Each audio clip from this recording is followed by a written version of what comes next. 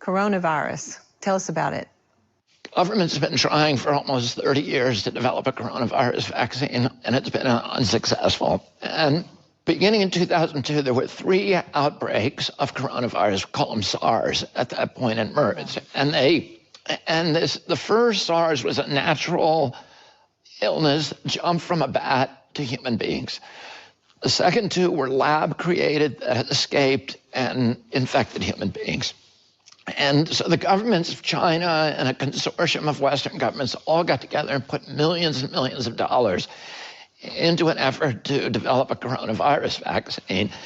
And between 2002 and 2014, they worked very hard to do that. And what happened is they developed about 35 vaccines. And 4 of them were really promising. They chose the 4 most promising, and they gave them to ferrets, which is the animal that is most analogous to human beings when it comes to upper lung respiratory infections. The ferrets had a brilliant, robust, and durable antibody response. But then something horrible happened.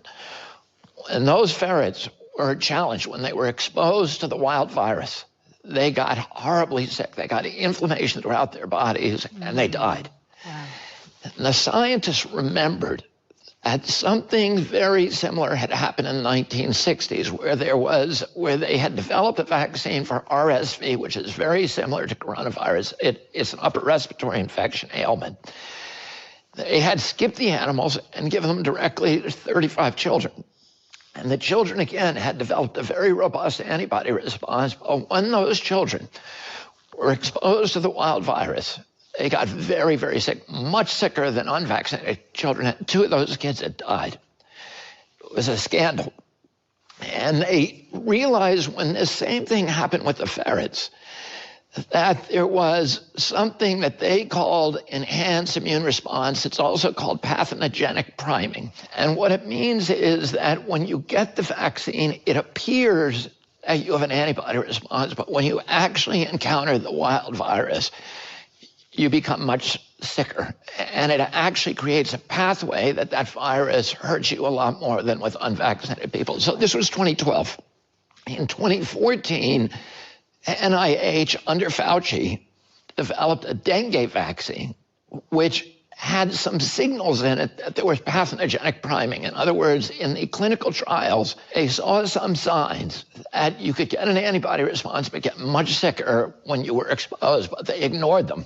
They gave it to the Philippines, and they gave hundreds of thousands of children this vaccine. And when the dengue came around, those children became horribly ill, and 600 of them died.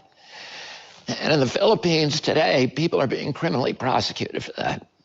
So the danger with the coronavirus vaccine is that you really need to test it on animals first to make sure whatever the vaccine is, that we don't get that really great immune response followed by lethal infections.